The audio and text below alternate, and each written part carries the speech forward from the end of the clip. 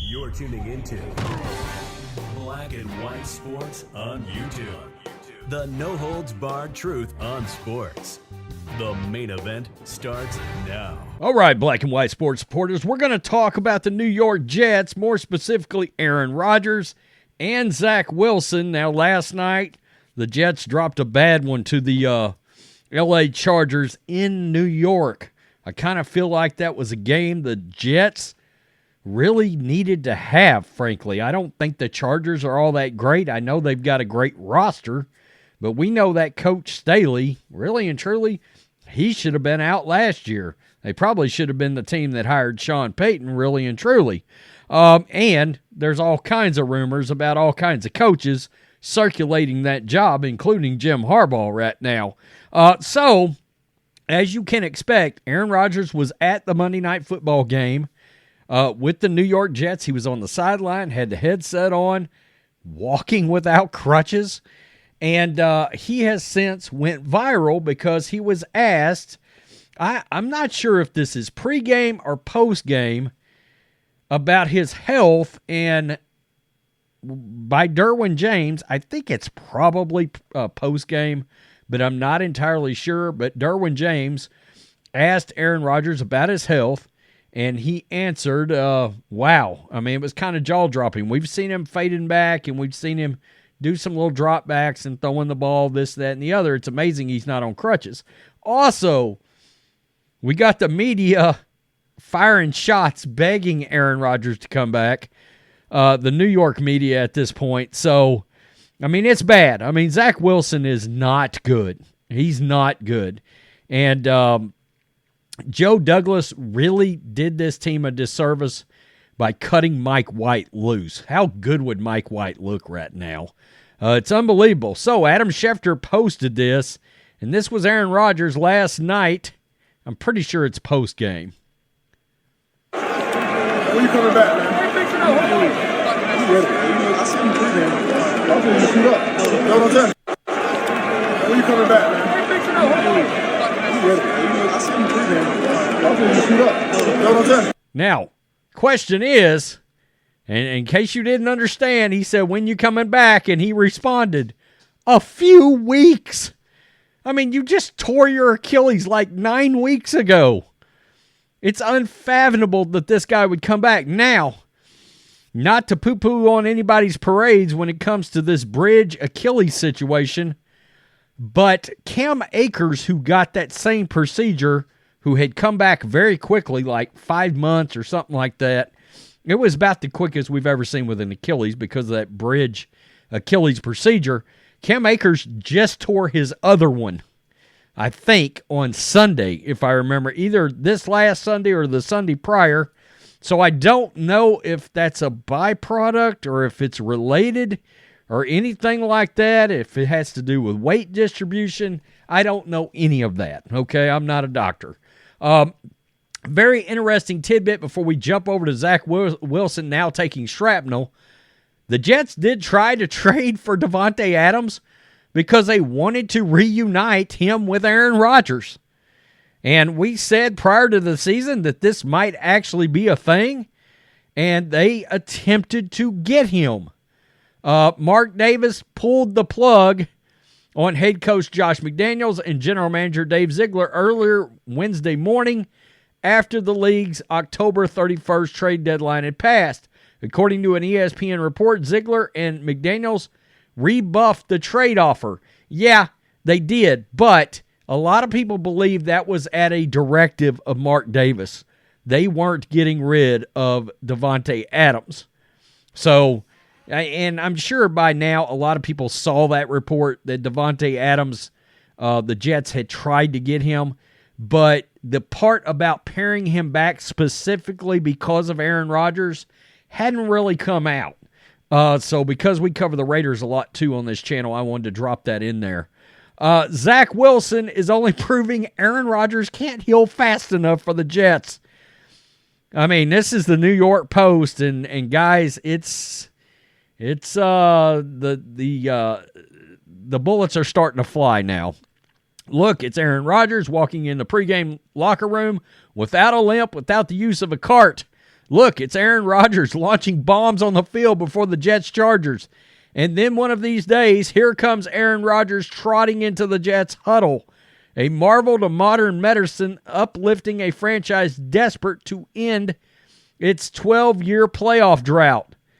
For all of Jet kind, it is a dream worth dreaming. Is this going to be... Look, Aaron Rodgers already gave us the best moment of the year when he ran out on 9/11 with the American flag. It was the best moment I've seen in football in years, actually, considering so much like anti-American crap they've gotten into and this, and that, and the other. But that's a topic for the other sports channel. But it was a great moment. It's very possible Aaron Rodgers running out of the tunnel again may be the other greatest moment of the year that we see. Truly, it could end up being the other. He may have the two best moments of the entire football season. Yeah, to a man, the Jets believe they are a playoff team. They didn't look like one, and they didn't play like one when they flopped 27-6 against the Chargers on Monday night. The jury remains out on whether they can be one with Zach Wilson. The shame of it all is the Jets 4-4 blew an opportunity to within a half game of first place Dolphins. Wilson isn't throwing interceptions, that's all well and good, but he isn't throwing touchdown passes either. Not good enough. Either he was afraid to make a mistake or he has forgotten how to let it rip. Quote, I feel like I'm seeing the field better than I ever have. This was nevertheless one of those occasions when he reminded us that he is a backup quarterback in the NFL. Fumbling 3 times, 2 were recovered by the Chargers. There's A-Rod right there. Contain Breece Hall and you essentially contain the Jets, even Garrett Wilson, and that was the 31st ranked overall defense and 32nd ranked pass defense, standing between Wilson and the end zone. You got to play better against a porous LA Chargers pass defense like that. It was so tempting to offensive coordinator Nathaniel Hackett that he wasn't overly pass happy in the first half, but the Jets offense is the little engine that couldn't. Wilson was 33 for 49 for 263, tried to take what they gave him and could not take what he needed when it mattered on third down. Yikes, 3 for 17.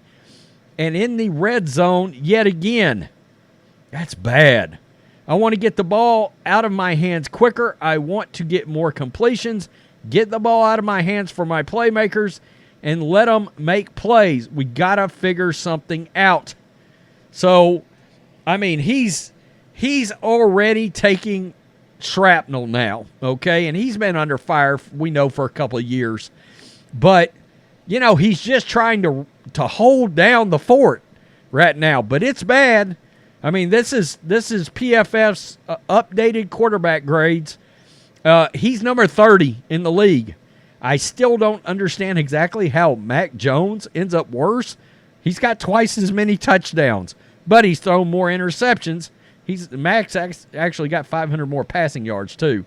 But nevertheless, 30th ranked in the league at quarterback out of a possible 36 is not good at all.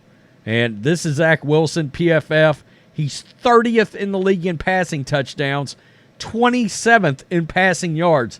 It's not good. I mean, look, we just got to be real here. I mean, Zach Wilson is a full-on bust. I don't think anybody can argue that. So this is the playoff picture, all right? Right now the Jets are out. The problem is they're 4-4, which is not so bad in a vacuum, except now you've got a loss in a tiebreaker over the Chargers. You got a victory over the Bills, all right? So that's one thing, and that could help later. But number one, the Texans, Houston Texans, have a very light schedule. I mean, look at that division they play in.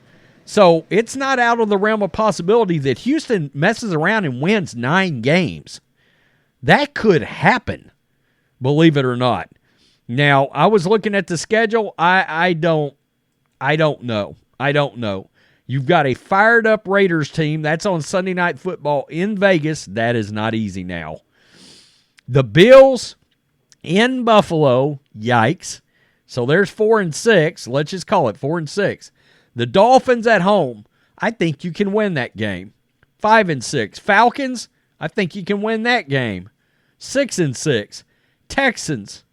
You don't know. It's at home. 7-6. Dolphins on the road. 7-7. Commanders at home. 8-7. Browns on the road. You know what? Your defense is good. 9-7 maybe. And then the Patriots in New England. You could probably beat them. So you're anywhere. It's these games right here. You could be anything from 8-9 to 10-7. That is a real possibility. So I think, look, I'm not even a Jets fan, but I am rooting for Aaron Rodgers to get back.